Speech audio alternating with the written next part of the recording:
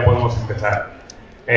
Bueno, bienvenidos a esta novena edición del Festival Celsius. Estamos a 10 y no sé cuántos de julio de 2020, como todos sabéis, porque hemos venido aquí a presentar la nueva trilogía de Joe. Si no estuviéramos en 2020, sería imposible que este libro, que es el primero de la nueva trilogía de Joe, estuviera en esta mesa.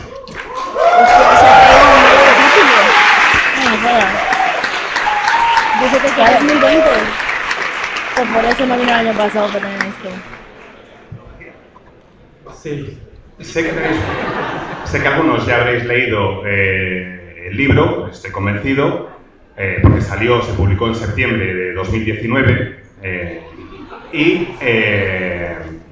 Antes de que empecemos a hablar de él, me parece que podíamos dividir esta charla en dos partes, si os parece. Primero vamos a hacer un par de preguntas generales, vamos a repasar un poco la obra de Joe, porque ya hacía tiempo que no sacaba novela nueva, vamos a hacer una composición de lugar y ya luego en la segunda parte de la charla entramos directamente en lo que es la nueva trilogía. ¿Os parece? Sí.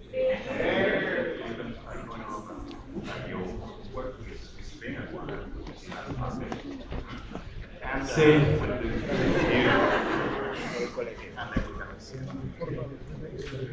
La primera pregunta es que, bueno, ya habréis visto todos la última de Terminator. Lo que no sé si sabéis, estamos en un salón, en un evento de fantasía, terror y ciencia ficción. Supongo que por lo menos la mayoría habrá visto la última de Terminator. Lo que no sé si sabéis es que Joe ha participado en esa película. Pensaréis, ¿como el nuevo T-1000? No. Podría, pero no. Como alguien a quien llamaron para que lanzara ideas en una reunión con otros guionistas antes de que se empezara el rodaje allá por aquellos lejanos tiempos de finales de 2018. Así que la primera pregunta va a ser eso. ¿Quién te contactó, por qué y cómo fue la experiencia?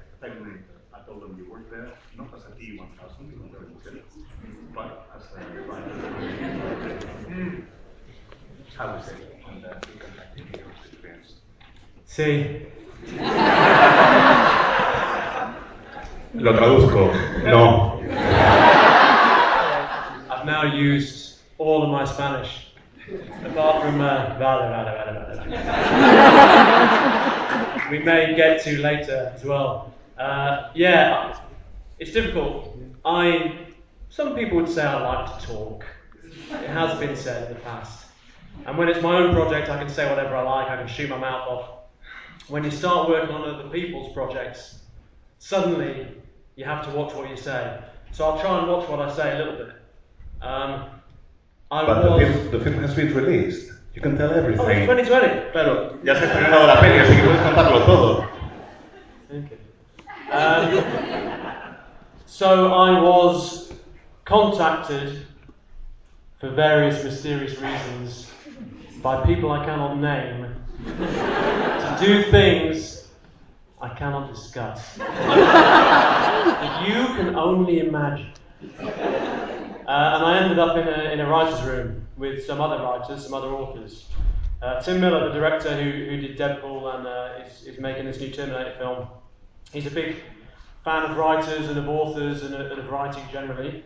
And so he knows a lot of writers and authors, and he prevailed upon some of us to come together before any of the script work started to kind of knock some ideas around.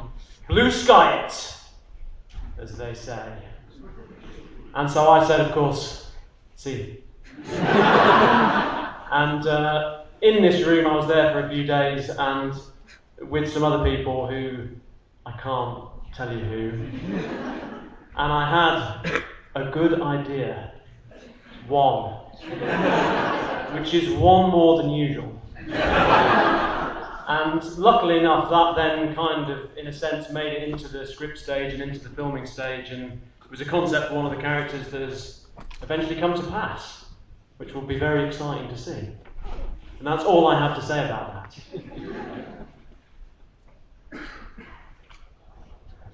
Bueno, pues con lo que habéis oído y con mi clásico ya, vale. Tenéis todo el castellano que sé hablar. El caso, lo que puedo decir, el caso es que por distintos motivos, gente cuyo nombre no puedo mencionar claramente me contactó para llevar a cabo una serie de proyectos con otra gente.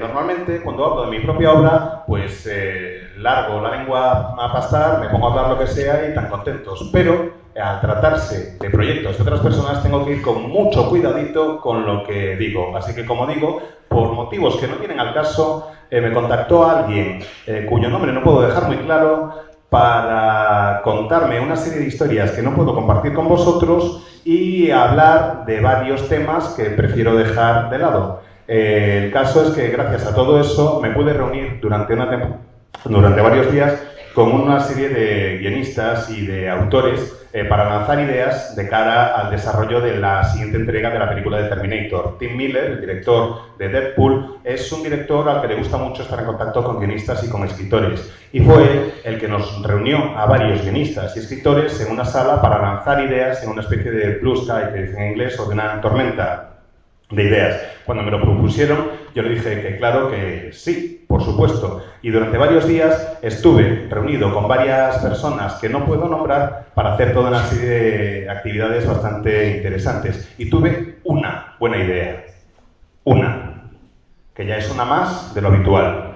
Y tuve la suerte de que al resto de guionistas les pareció bien, que pasó el corte esa idea y es un concepto que se puede ver en la pantalla con uno de los personajes, así que estoy deseando poder ver el resultado. Vale, ahora que ya hemos hecho la parte así de cotilleo de Terminator y demás, si os parece vamos a repasar un poco las obras anteriores de Joe.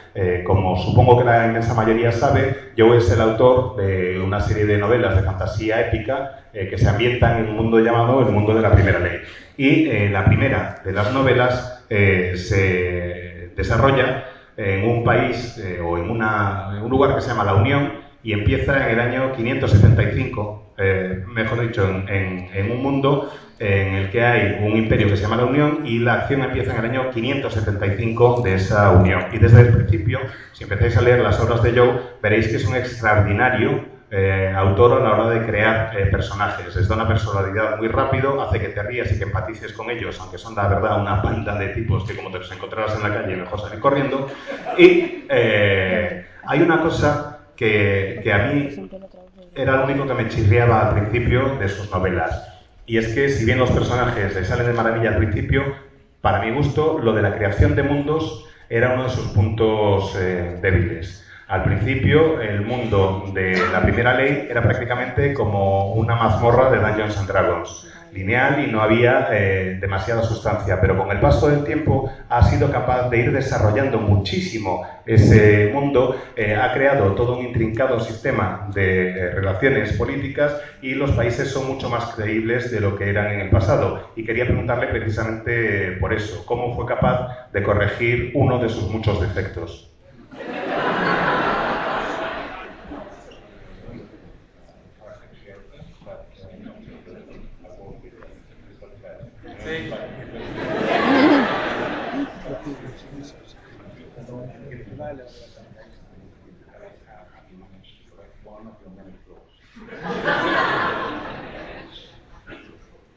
Thank you.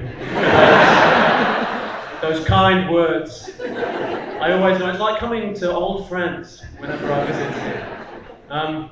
Yeah, I mean, I think the fantasy I grew up with as a kid was very much kind of in the thrall of Tolkien, you know, as I was when I was growing up. And a lot of those books, because fantasy, the thing it has separate from all other kinds of fiction is the invention of a new world. And so it's easy to see why that often becomes the fixation, the world, you know. And sometimes the characters can feel like these tiny little figures in the distance in this beautifully rendered, fantastic valley that's been invented for our benefit. And I always like to get up close to the people and really feel inside the characters' heads. So that was always really the focus. I want the background to feel like the background and for the people to really be what we're all about. And so I think that's what happened, partly consciously and partly subconsciously. But certainly you want the world to kind of feel fleshed out as you go along. And so over time I've explored different areas of the world, and I think, I would hope, I've got better at all kinds of things, you know. There may be small details that I'd do differently now in that otherwise perfect first book of mine. But you know, you get better and you learn. And I think setting, I'm better at that. I think I've got better at writing female characters and probably better at getting to the point quickly. But then doing better next time, that's what life is, as they say. Pues muchas gracias por tus amables palabras. Ahora comprenderéis por qué siento que vuelvo a estar con viejos amigos cada vez que vuelvo a Avilés. El caso es que la fantasía que yo leía de niño era fantasía que había crecido, pues, o que se había creado a la sombra de Tolkien. Y buena parte de los libros que yo leía de adolescente y según iba creciendo, eran libros en los que lo que importaba era la creación del mundo, porque uno de los rasgos que más diferencia a la fantasía del resto de géneros es la capacidad de crear distintos mundos. Y en esos mundos tan llenos de detalle y tan ricos, los personajes solían ser esas pequeñas figuritas que estaban ahí muy lejos y con las que no te podías identificar. Y a mí eso no me convencía demasiado. Yo quería realmente hacer algo diferente. Estaba cansado de tanto crear mundos y quería personajes con los que pudieras identificarte, personajes con los que te sintieras cercano. Siempre he querido eso, acercarme más a la gente, meterme en la cabeza de mis personajes y lograr que los fuerais conociendo rápido. También es verdad que quizás por eso, de manera medio inconsciente y medio consciente, no prestaba a lo mejor tanta atención en algunos detalles de la creación del mundo. Con el paso de las novelas y con el paso del tiempo he ido avanzando, he ido pudiendo explorar ese mundo y he ido pudiendo añadir pequeños detalles. Pero vamos, eso de que el mundo no estaba bien construido es un defecto minúsculo de mi primera novela que por el resto es absolutamente perfecta y no se podía mejorar. Creo que he ido mejorando con el paso del tiempo, pues a lo mejor en eso, en la construcción de mundos. También he ido mejorando, me parece, en la construcción de personajes femeninos y en ir más al grano, en ir más directo al grano y no perderme tanto dando vueltas. Pero a fin de cuentas, en eso consiste la vida, ¿no? O eso dicen, en ir mejorando con cada pequeño paso que se da. Uno de los personajes más populares de esa saga es Logen Nueve Dedos. Ha aparecido en la trilogía original y ha aparecido mencionado y con presencia en varias de las novelas. Yo lo único que... Perdón, os he dicho que la trama empieza en 575. La nueva trilogía, le voy a preguntar ahora cuándo está ambientada y a ver qué edad tenía Logen cuando empezó el primer libro. No por nada, yo simplemente lo pregunto, a ver cómo van las cuentas.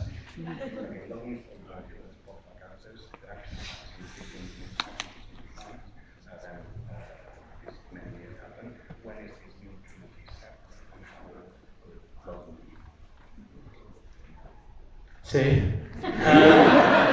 it's set about 30 years after the first trilogy ends, so about 15 years after Red Country. So the characters who appear in that first trilogy are in their 50s, 60s, I suppose, people who are in their 20s, 30s in that first trilogy, so they have become the kind of old shits in the background, whereas the first trilogy had its own set of old shits. They're now dead.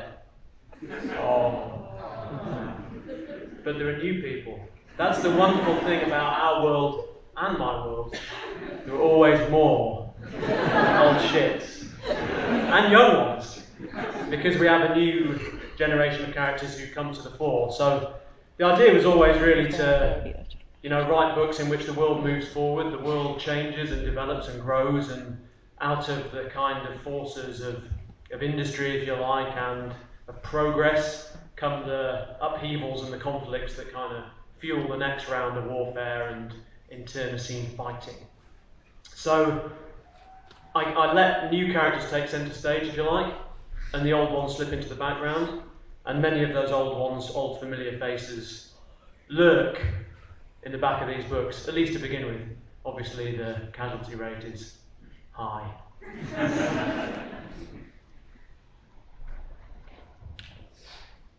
Bueno, esto está ambientado más o menos unos 30 años después del final de la trilogía original, lo que viene siendo unos 15 años después del final de Tierras Rojas. Los personajes de la trilogía original, por tanto, deberían tener ahora más o menos entre 50 y 60 años, porque cuando empezaron rondaban entre los 20 y los 30.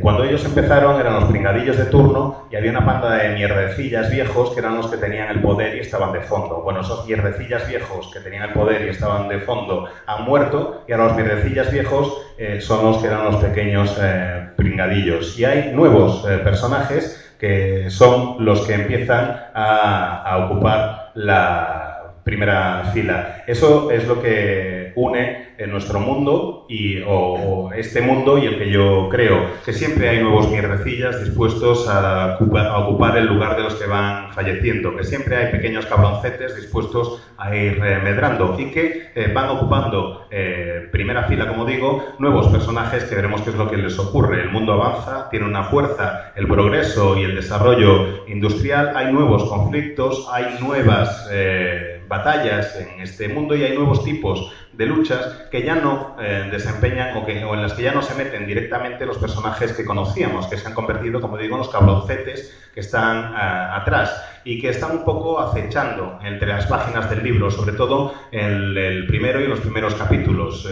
porque luego van a ir cediendo el protagonismo cada vez más a los nuevos personajes y tener por seguro que el número de bajas va a ser bastante elevado. Hay una pregunta, una cuestión que se le suele plantear con frecuencia a George R.R. Martin, y es que se dice que Tyrion es su alter ego en las novelas. Yo quería preguntarle a Joe si él tiene algún alter ego en las novelas y quién es.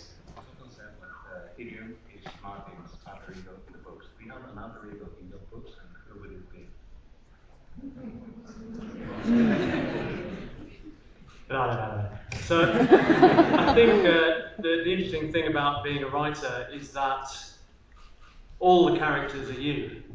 You know, they're all the writer, in a way. They all come out of you. I mean, there's nowhere else for their thoughts and their dialogue and their ideas and their personality to come from but you.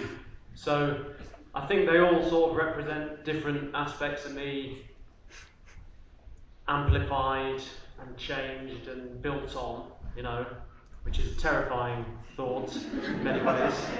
Something my wife has had a lot of trouble coming to terms with over the years.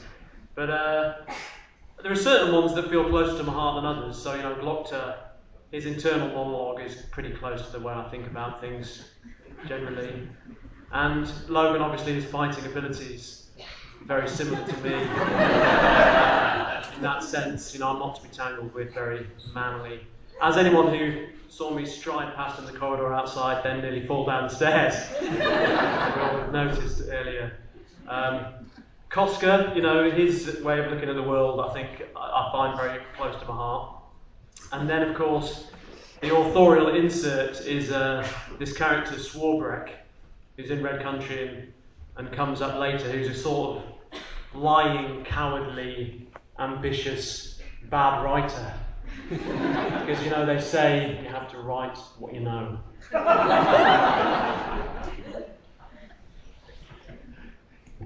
Creo que lo bueno de ser escritor es que todos los personajes en el fondo son tú, porque tú como escritor eres en realidad la fuente de todas las ideas, de todos los pensamientos, de los diálogos y de las personalidades de todos los personajes que escribes. Creo que todos mis personajes representan de manera incluso amplificada algunos elementos de mi personalidad y cuando veo eso realmente me aterra bastante la perspectiva y a mi mujer ya ni os cuento que ha tenido que aprender a asumir esos elementos de la personalidad con el paso de los años. Diría que hay algunas cosas que me acercan más a algunos de mis personajes. Los monólogos internos de Glokta reflejan bastante bien mi manera de pensar y de ver el mundo. De Logan está claro que tengo su capacidad y maestría como guerrero y como luchador. Y además de una manera bastante varonil, como puede atestiguar cualquiera que me haya visto venir de camino a esta charla, tropezar y estar a punto de caerme de morros por las escaleras. De Koska comparto la visión del mundo y de Swarbrek, el personaje que sale en Tierras Rojas, bueno, pues que es un escritorcillo, cobarde, miserable y ambicioso que encima escribe mal. Por lo tanto, soy yo, porque ya sabéis lo que dicen, escribe sobre aquello que conoces bien. Y ya que estamos con personajes, me imagino que habréis leído algunos el libro y otros algunas noticias sobre el mismo. Sabéis que hay esta nueva generación de personajes y por si acaso alguno ha cometido el craso error de no leerse la trilogía original, diré que hay un personaje que es una chica bastarda que cree que su padre es una persona y en realidad es otra, y esa otra persona tiene a su vez otro hijo. ¿Vale? O sea que tenemos a dos personajes más o menos de la misma edad que sin saberlo son hermanastros y son chico y chica. Entonces la pregunta es obvia. ¿Vas a optar por la vía Martin?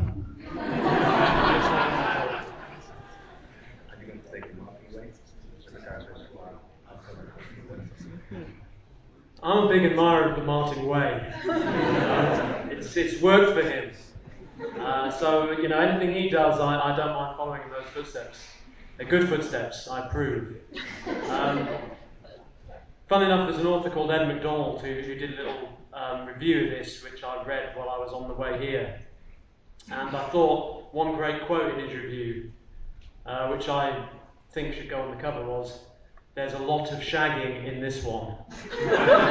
And it's a book with quite a lot of relationships.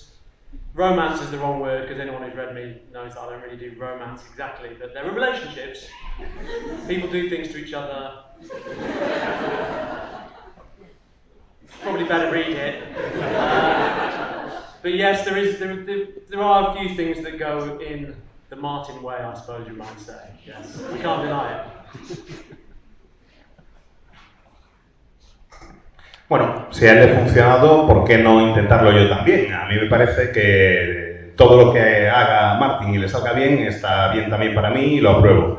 Nada, bromas aparte, hay un escritor que se llama Ed McDonald, que ha escrito una reseña ya de la novela, me la leí de camino aquí, y hay una cuota que creo que tendría que ser la cuota publicitaria para todas las ediciones de todo el mundo, que vendría a ser traducida más o menos algo así como: en esta se folla mucho.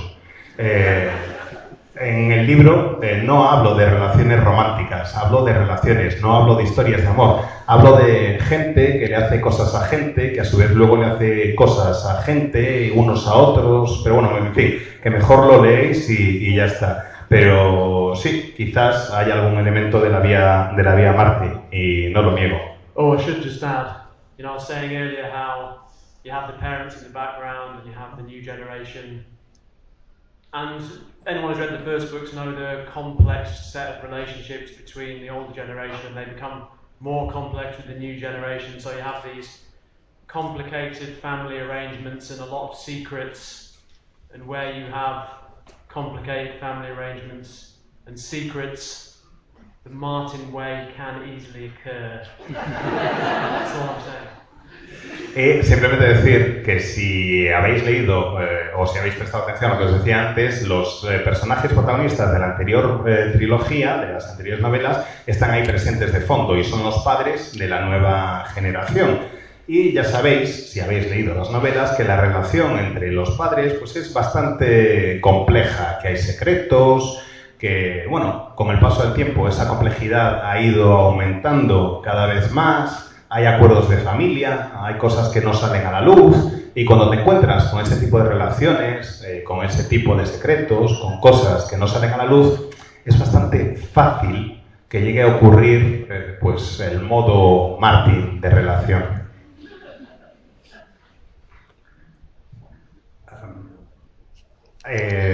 Ayer John Scalzi decía en su charla que la ciencia ficción le gusta mucho porque le permite hacer de todo, porque puede hacer ciencia ficción que sea novela negra, porque puede hacer ciencia ficción que sea historias de amor, porque puede hacer ciencia ficción que sean historias bélicas, etc. Yo creo que eso es verdad, es cierto, pero no solo eso es verdad, también se puede hacer lo mismo en mundos de fantasía, y Joe es un ejemplo perfecto de eso. Si os fijáis, por ejemplo, en Los Héroes, es un ejemplo brillante de fantasía y novela bélica. Tierras Rojas está claro que es una del oeste. La Mejor Venganza, pues es eso, una de venganza y casi de sicarios. Así que la pregunta obligada es, ¿cuál es el referente aquí? ¿Qué nos vamos a encontrar en esta trilogía?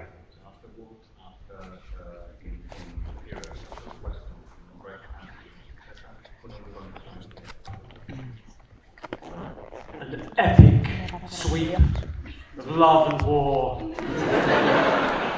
with vivid characters and crunching action, and rich vein of dark humour, set against a vivid backdrop of revolution, social and industrial.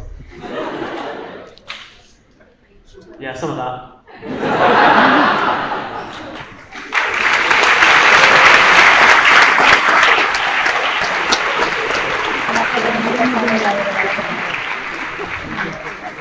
Vamos a encontrar un relato épico, cargado de amor y que os hará perder la cabeza, con combates espectaculares que harán que os crujan los huesos, con acción espectacular, con una beta de humor negro extraordinaria, con una revolución social e industrial incomparable, o algo por el estilo.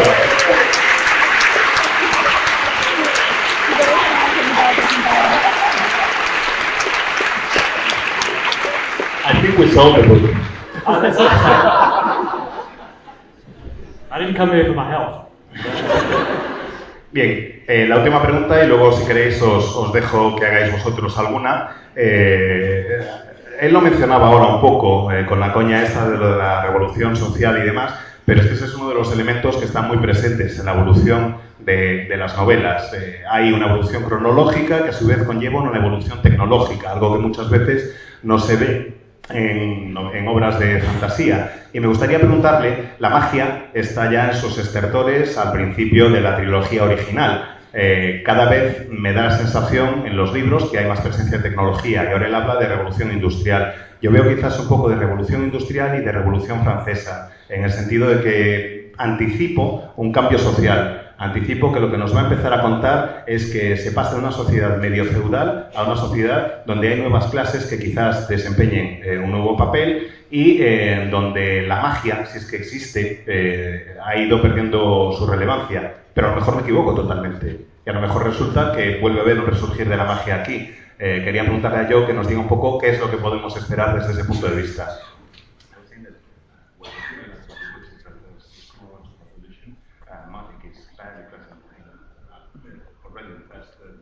And this makes me think that we probably find an industrial revolution and French revolution. Instead that there will be new technology, probably it will overrun magic, but I may be wrong.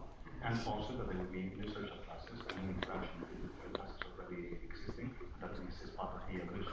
Am I right in thinking that? See, you did a pretty good job, actually, of describing it. Yeah, definitely right. As before, it's a world that I guess is becoming more rational, becoming more mechanized, and magic is becoming less and less known, more and more doubted, kind of less and less influential, I suppose. And those people who have been powerful through magic are finding other ways to be powerful now, whether it's through money or it's through influence or kind of the hidden hand.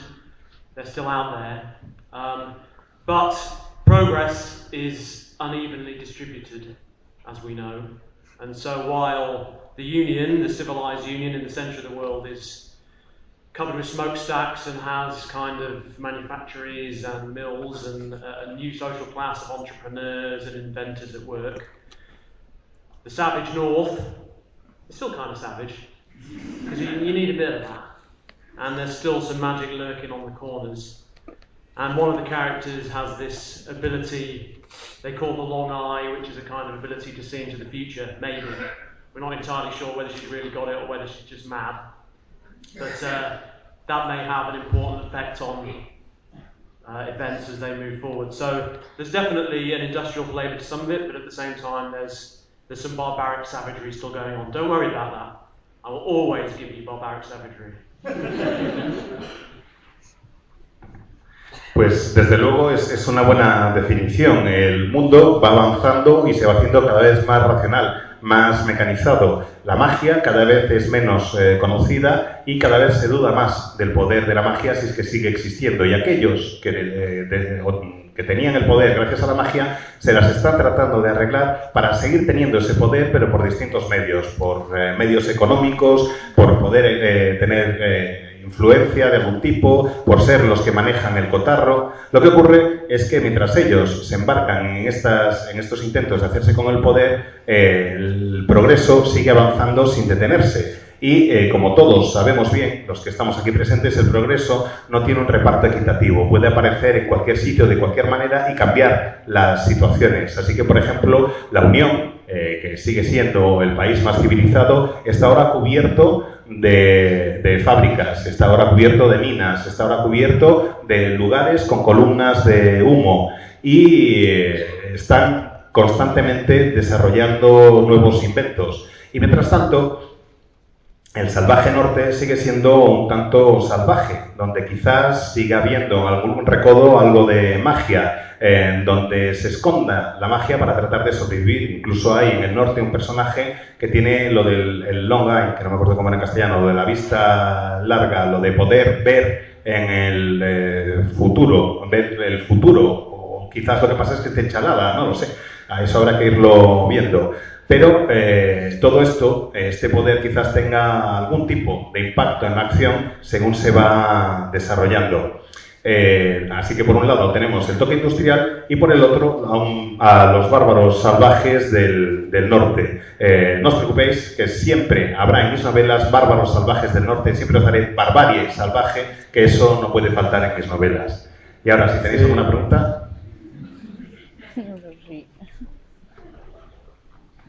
¿Nadie tiene...? Ah. Como decís, los personajes son geniales de sus novelas. Me gustaría saber los nombres. Me encanta. Yeah, it's an interesting question. They're really important. And I really love world building that doesn't have to make a big effort. You know, I don't like the stuff that's, well, as you know, my liege, in the year 7564, the magic tower was captured by the sorcerer Zarbulon.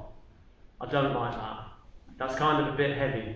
But names are a way you can get a sense of the culture across without really making any effort. And so they say something about the character, they say something about the culture.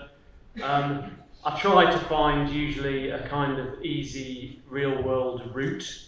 You know, so Styria is a little bit like Renaissance Italy, more than a little bit, to be fair, quite a lot. And so the names have a bit of that sense of the kind of a Spanish or an Italian name. Union names have a kind of Germanic feel, and then the North, they obviously have these names that they're sort of given because of some big deed they've achieved. And they come from wherever I find them. Sometimes I have the name for a character first, and that's just completely part of who they are and sort of part of the initial genesis of the character. And sometimes I'll give a character a name because I need a small part, and the name will be great. And I think, wow, that's a great name. Suddenly the character has more of a role in the story because they almost demand it because of the name. And sometimes you'll give someone a name and it never quite works right. And you can't quite find your way with that character. And then you change the name to something else, and suddenly, okay, now I can get this person. So they're hugely important.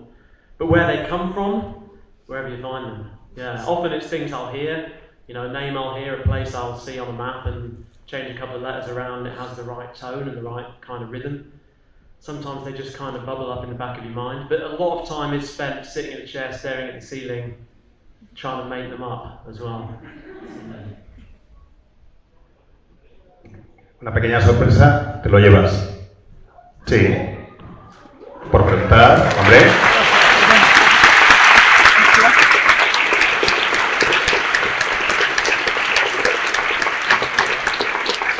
Tenía que haberte preguntado antes si lees en inglés, pero si no, seguro que encuentras a alguien que te lo traduzca. Bien, hay una cosa que no me gusta nada, que es cuando empiezas a leer y entonces, mi buen señor, en el año de 7564, el noble Abulón, me parece muy pomposo, me parece farragoso, no me gusta ese tipo de nombres y no me gustan ese tipo de situaciones. Prefiero un nombre que refleje una cultura. trato de que los nombres cuadren con la cultura de los personajes en el mundo en el que viven.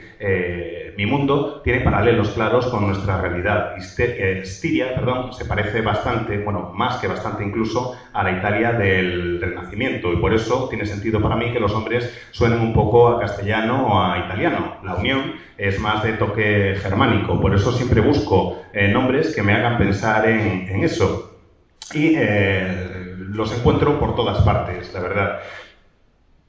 Creo que a veces te llega de repente la inspiración. Creo que hay casos en los que primero tengo el personaje y luego tengo que buscar el nombre, y hay otras veces en que de repente me aparece el nombre y a ese nombre le tengo que dar la personalidad de un personaje para que pueda salir adelante. Necesito que funcionen bien, que me dé que me suene bien cuando lo estoy haciendo.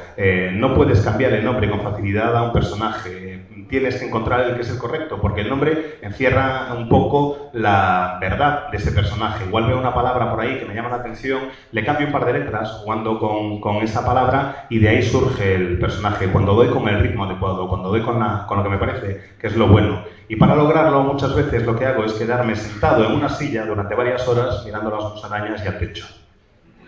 Bueno, os había avisado, tenemos que hacer una pequeña pausa técnica, calculo, así que serán unos 360 y pico días, y luego ya seguimos con la segunda parte de la charla, que será cuando acabemos de presentar el resto de la trilogía. Pero antes de que le demos un fuerte aplauso a Joe, quería hacer una última pregunta que, espero me la permitáis, es bastante friki. No sé si habéis leído todos la trilogía del Marquebrado, por una parte, y por otra, El mundo de la primera ley. Y es que tengo una teoría digna de foro de internet, pero de estas conspiranoicas, que es que las dos están ambientadas en el mismo mundo.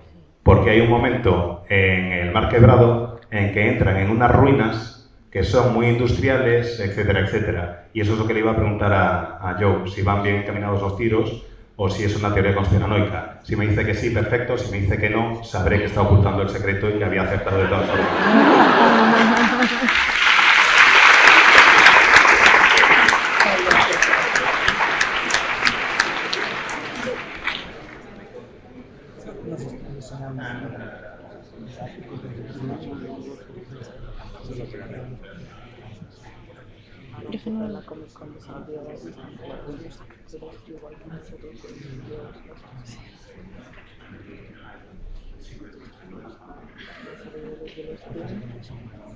Maybe.